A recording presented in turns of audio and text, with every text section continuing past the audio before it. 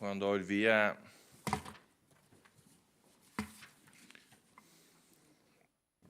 vice sindaco si accomodi pure intanto.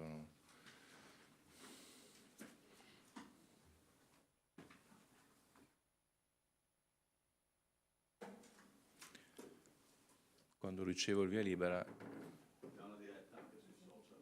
Esatto. Beh, intanto buongiorno a tutti.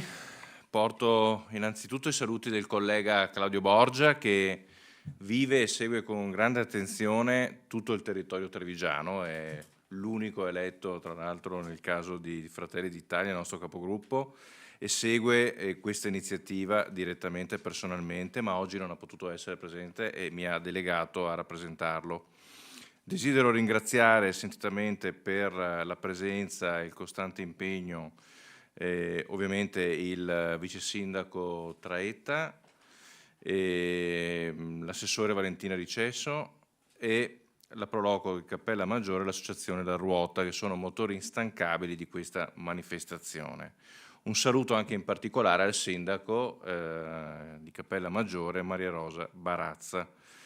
Siamo qui per presentare l'edizione 2026 dell'Olio della Serenissima che dal 10 al 19 aprile trasformerà il Parco dell'Olivo di Cappella Maggiore nel cuore pulsante di un progetto che è prima di tutto un atto di affetto verso le nostre radici. Non parliamo di una semplice rassegna, ma di un'operazione culturale che rivendica l'identità storica mai svanita tra l'entroterra veneto e lo Stato d'Amar, visto che siamo a Venezia, della Repubblica di Venezia. L'obiettivo di Cappella Maggiore è riunire nuovamente le eccellenze olearie per far rivivere quella ricchezza di sapori un tempo apprezzata dalla nobiltà veneziana. Valorizzare la produzione delle nostre colline trevigiane significa celebrare il Made in Italy più autentico, quello fatto di fatica, passione, tradizione. Il valore aggiunto di questa manifestazione è la sua capacità di guardare i confini storici della Serenissima. Partendo dal Veneto e dal Friuli, l'evento abbraccia idealmente il territorio dello Stato d'Amar, dalle coste dalmata alle isole greche di Creta e Cipro, fino alla Turchia. È un invito a riscoprire l'olio non solo come prodotto, ma come testimone millenario di scambi e di una civiltà che ancora oggi unisce le sponde del Mediterraneo. Come Consiglio regionale sosteniamo con convinzione questo legame tra storia e produzione. Invitiamo tutti quindi a Cappella Maggiore dal 10 aprile per celebrare un patrimonio che appartiene a tutti noi. 10 aprile quindi è la partenza della manifestazione, come ho detto prima, che si svilupperà fino al 19 e visto che qui con noi, adesso lo saluto e ne approfitto, abbiamo anche il nostro assessore all'agricoltura che è Dario Bond, che ha già anticipato che sarà l'inaugurazione, a lui dopo lasceremo la chiusura di questo momento, di questa conferenza stampa. Passerei ora la parola al vice sindaco di Cappella Maggiore Vincenzo Traetta. Prego, si accomodi pure sull'altra sponda, grazie.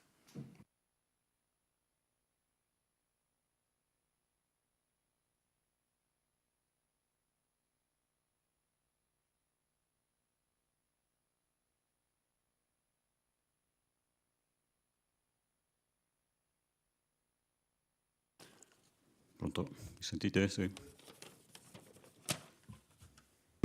Bene, buongiorno a tutti. Io porto i saluti della sindaca Maria Rosa Barazza e ringrazio assolutamente gli assessori Bond e Rucco per averci accolto qui in questa splendida sede del Consiglio regionale Veneto.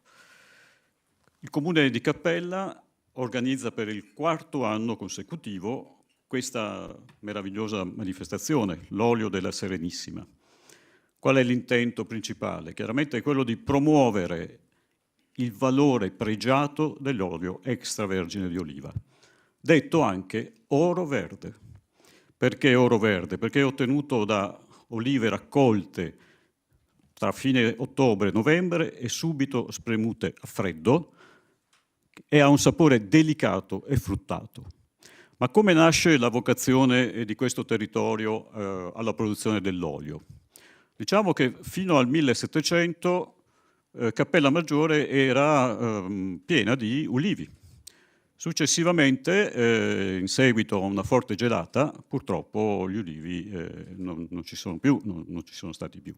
Per cui l'amministrazione comunale, circa 15 anni fa, ha pensato di rivalutare, visto anche il cambiamento climatico, questo tipo di produzione come alternativa o comunque interconnessione con i vigneti, perché chiaramente Cappella Maggiore è più un'area dedicata al vigneto. Per cui è stato realizzato un frantoio grazie all'impegno di un cittadino, di una serie di suoi collaboratori, Flavio Cillo e l'associazione La Ruota, che è riuscita poi con l'aiuto dell'amministrazione a realizzare addirittura un frantoio. Quindi a Cappella Maggiore abbiamo un frantoio e quindi molti soggetti che abitano hanno deciso con incentivi comunali di piantare ulivi.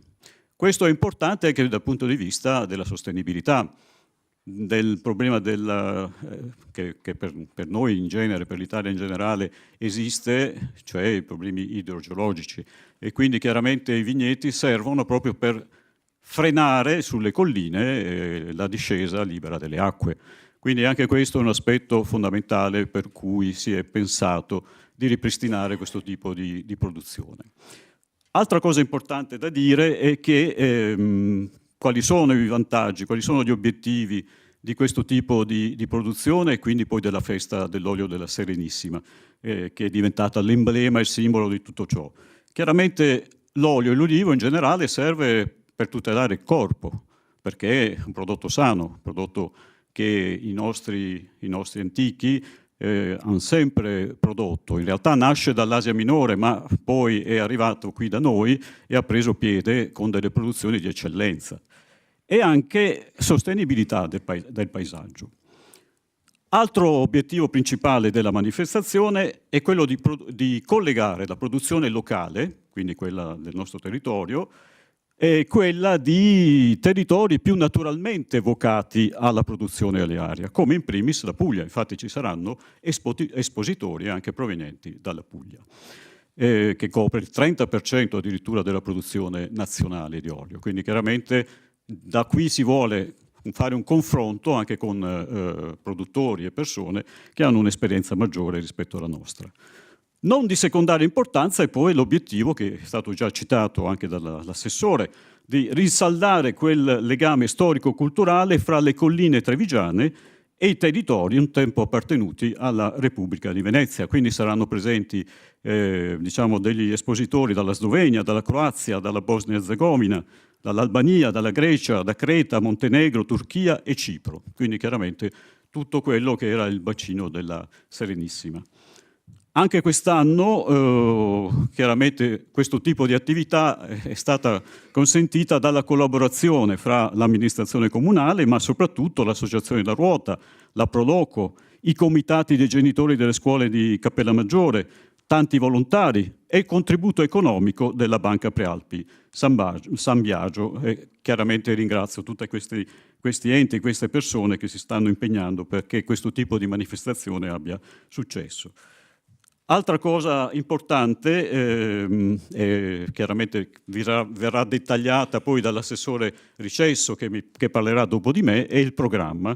Io do un breve accenno: ci saranno degustazioni guidate, incontri culturali e tecnici, premiazioni fra cui il concorso Miro d'Olio, attività didattiche per le scuole e iniziative di oleoturismo che coinvolgono attivamente la collettività.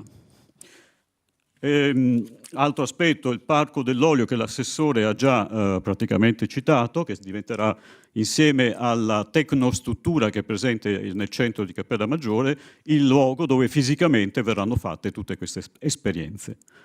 Diamo quindi il benvenuto a tutti gli attori attivi e passivi di questa manifestazione, ricordando che l'ulivo è simbolo di pace, pilastro fondamentale nelle relazioni fra le nazioni, del rispetto della vita umana, della libertà di pensiero e della tutela della diversità, valori fondamentali nella nostra cultura, senza la quale non si può costruire un progetto, non si può pensare al futuro. Per cui arrivederci a Cappella Maggiore tra il 10 e il 19 aprile, vi aspettiamo a braccia aperte e grazie. Grazie Vice Sindaco.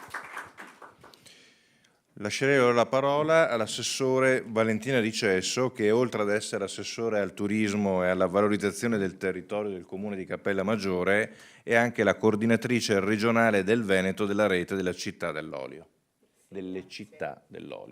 tra cui, se non sbaglio, c'è anche Pove del Grappa. Esatto, Pove del Grappa. Infatti, sono stato la settimana scorsa. Sì, Prego. esatto, è una rete, quella che rappresento, delle città dell'olio, che ha circa 30 città dell'olio all'interno della regione del Veneto e sono divise nelle province di Treviso, Vicenza, Verona e Padova.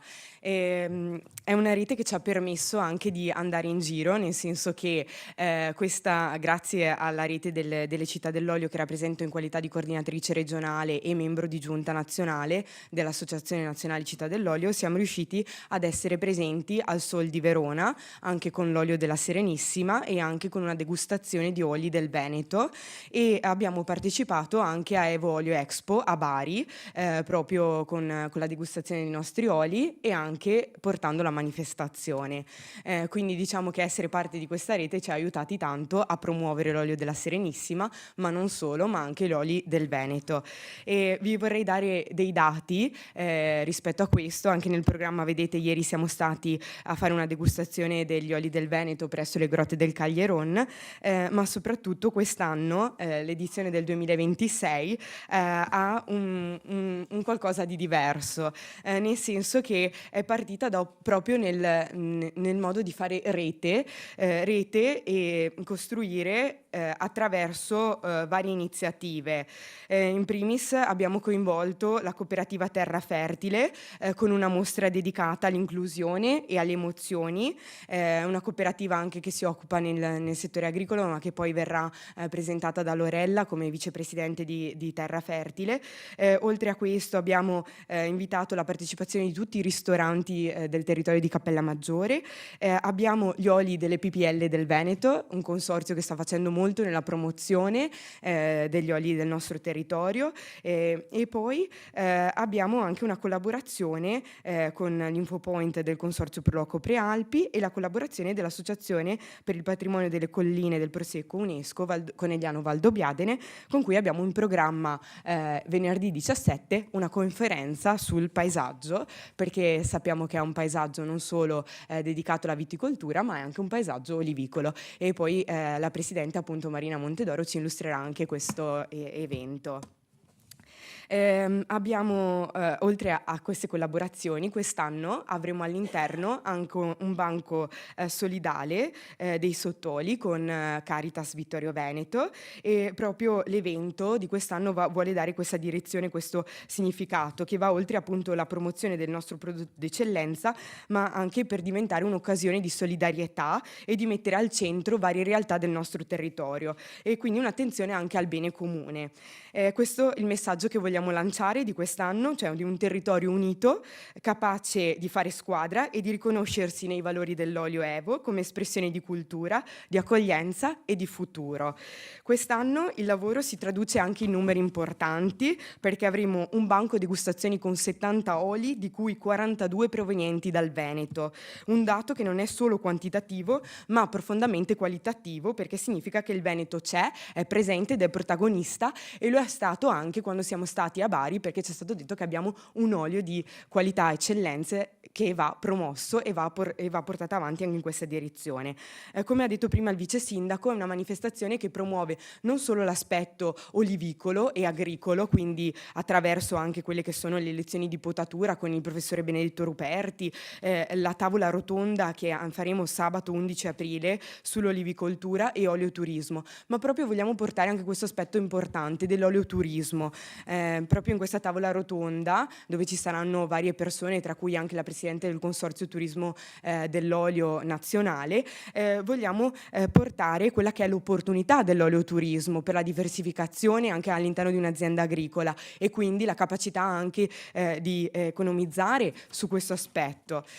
Il banco assaggi che abbiamo è proprio uno spazio espositivo, è uno strumento culturale e didattico, proprio per questo, come diceva prima il vice sindaco, abbiamo diversi oli anche di vari territori, proprio per fare didattica e far capire alle persone che cos'è un olio di qualità, quali sono le differenze tra i vari territori, le varie cultivar, perché sappiamo che in Italia abbiamo più di 500 cultivar, quindi è una biodiversità ricchissima che si riconosce anche all'interno di questo banco assaggi, che è un banco assaggi guidato con la Fondazione Italiana Sommelier. Oltre a questo abbiamo pensato anche di fare dei corsi più specifici, quindi nel primo fine settimana avremo dei corsi di degustazione guidata con olea della durata di circa un'ora e mezza. Il tutto è gratuito proprio per avvicinare le persone e il consumatore a capire che cos'è la qualità dell'olio Elvo extravergine del nostro territorio e dargli un giusto prezzo anche.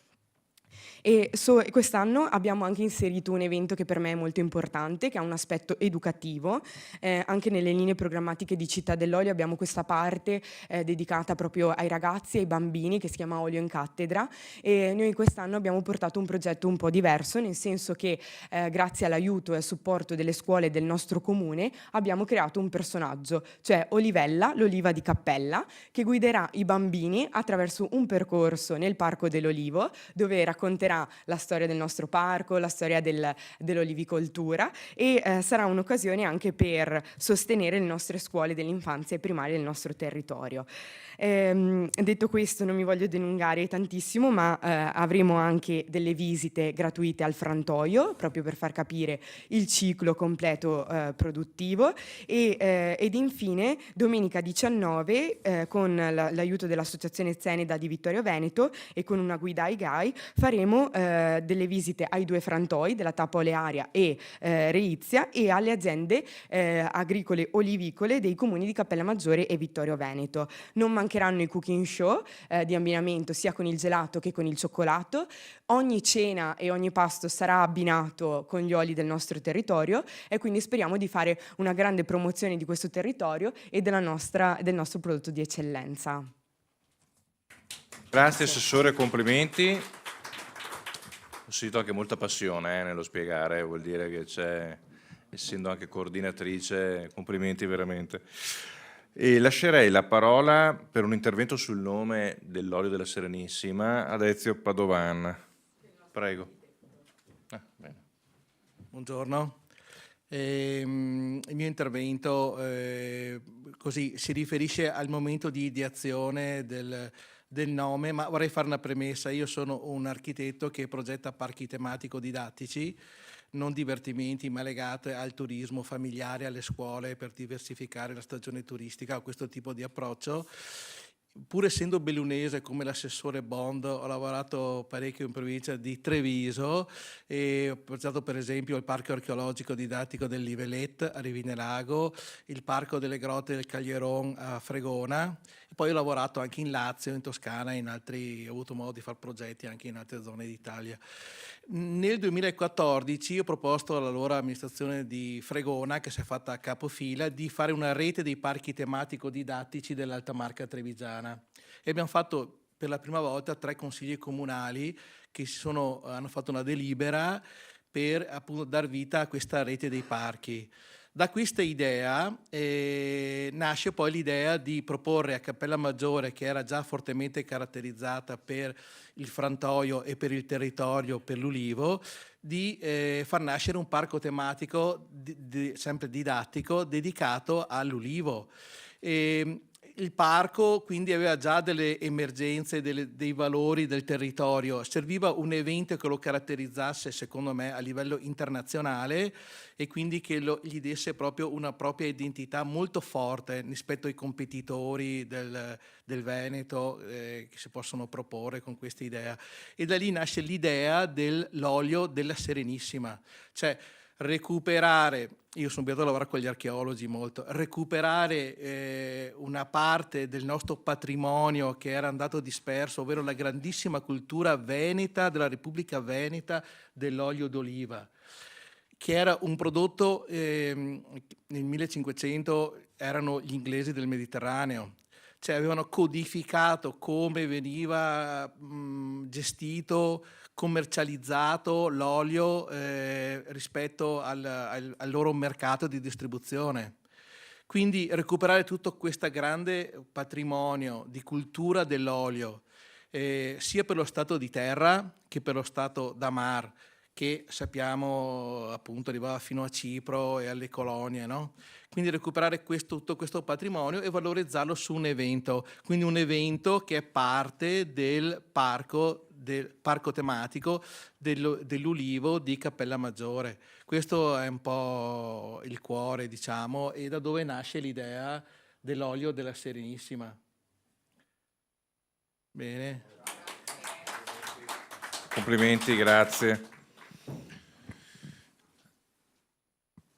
Adesso lasciamo la parola alla vicepresidente di Terra Fertile, Lorella Corazzini. Prego.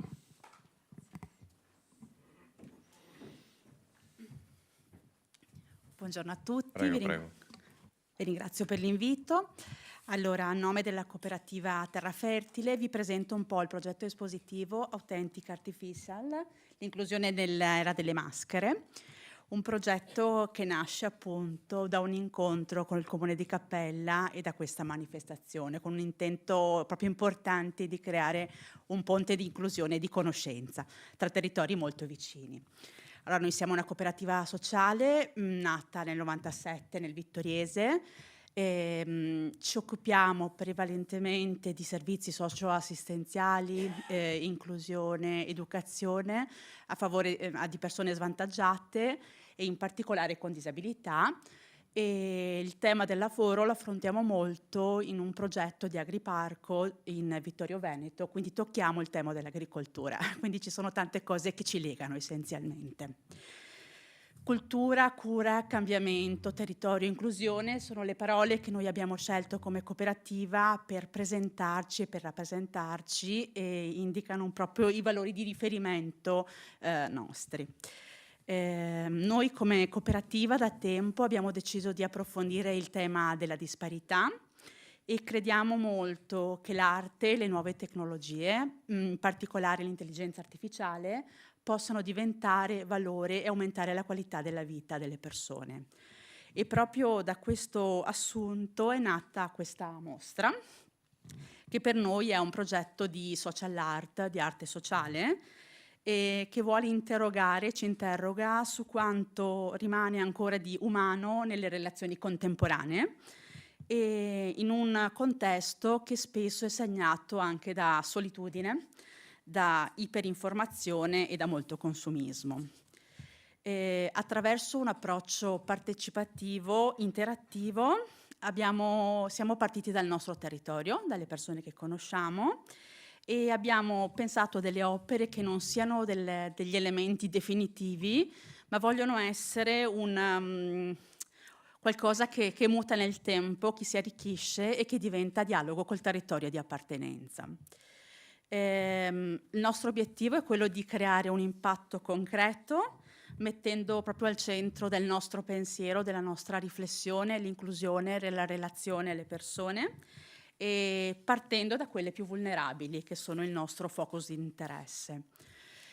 Questo progetto, nello specifico, ha coinvolto 40 persone svantaggiate e una serie di operatori, professionisti e persone che assieme a noi hanno voluto immaginarsi questa esposizione. Non posso non ringraziare e non citare i due artisti con i quali abbiamo collaborato maggiormente. Renza Pavan Maccalli, conosciuta un po' da tutti come una mosaicista di alto livello.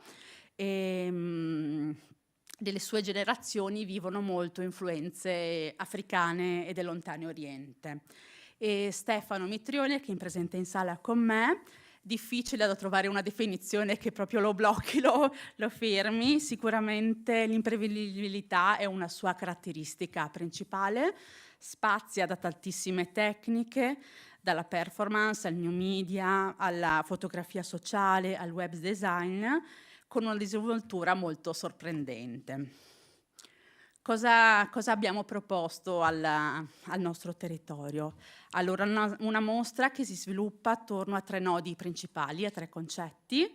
Uno è proprio un aspetto più materiale, fisico, materico, quindi ci sono delle opere anche molto grandi, tridimensionali, che trattano prevalentemente il tema della maschera, quella che ognuno di noi indossa per il proprio ruolo sociale, quindi anche un'autoriflessione personale. C'è tutto un piano digitale con una proposta espositiva interattiva che è andata a indagare il tema delle emozioni, dei sogni e dei conflitti, partendo dalle persone con disabilità con le quali noi collaboriamo. Un terzo aspetto è un'opera di software art. L'opera si intitola Flussi e si presenta come un'interfaccia su grande schermo dove vengono mostrate delle notizie di cronaca intercettate dal web e sono state trasfigurate in delle linee orizzontali cromatiche dove tutte le informazioni sembrano vibrare, muoversi anche a grande velocità. L'obiettivo per noi è sempre lo stesso, è quello di generare una percezione diversa della realtà, rendendola un rivelatore visivo ed estetico degli scenari geopolitici contemporanei. Questa cosa ci interessava particolarmente, evidenziando di conseguenza la nostra percezione emotiva di vari scenari. Quindi abbiamo cercato di creare un termometro visivo della notizia su una scala cromatica. Per noi poi questa mostra non vuole solo fermarsi su un piano sociale e geopolitico, ma un'attenzione particolare è stata posta all'aspetto delle crisi ambientali del nostro pianeta e quindi abbiamo deciso di utilizzare dei materiali di recupero.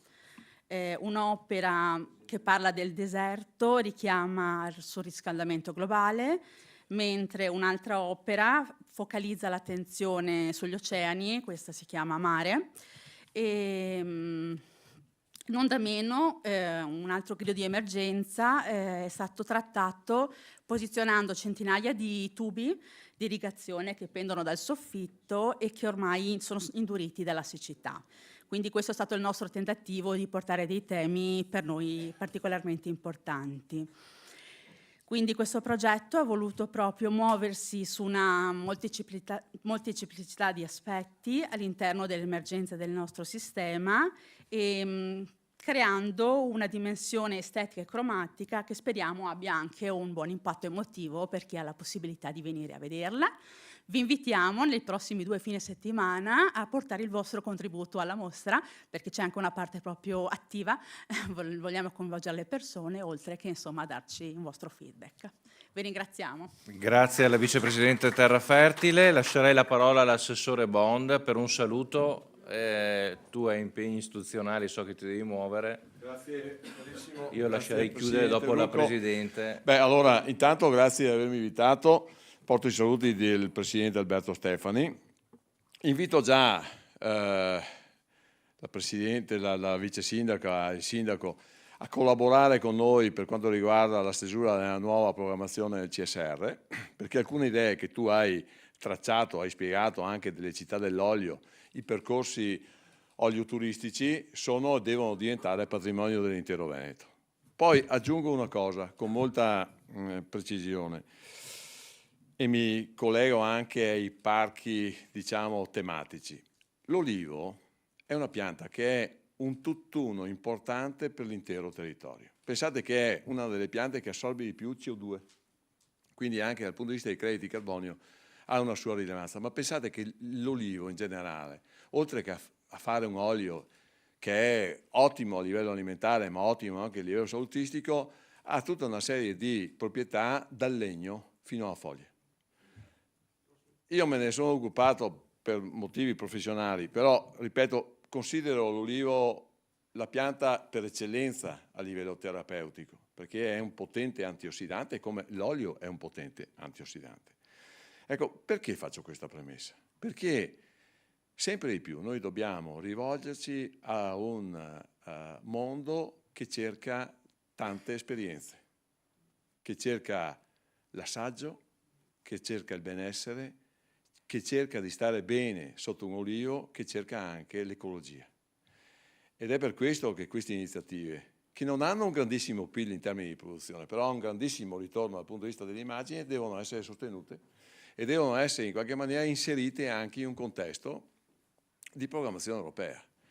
E quindi io vi do la mia, a parte quel giorno a venire a tagliare il nastro, però do la mia totale disponibilità, perché su queste iniziative, sulle città dell'olio, sui percorsi olioturistici in generale, si debba investire, si debba fare pubblicità, si debba fare anche comunicazione, ma soprattutto dobbiamo cominciare a mettere delle bandierine precise, che sono una serie di iniziative che tutto l'anno, dalla raccolta dell'oliva verde al frantoio a freddo, al consumo dell'olio, all'assaggio e anche alla fine alla tisana a base di foglie di olivo, portino benessere, capacità, promozione di questo territorio. Grazie ancora di esserci.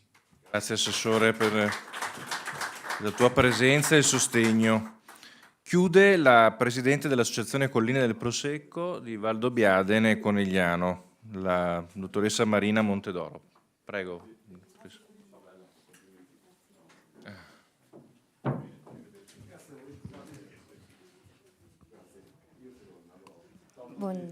Ciao. Allora, buongiorno, intanto grazie di questo inaspettato intervento perché non sapevo che sarei dovuta intervenire, quindi mi fa piacere esserci anche per questo motivo.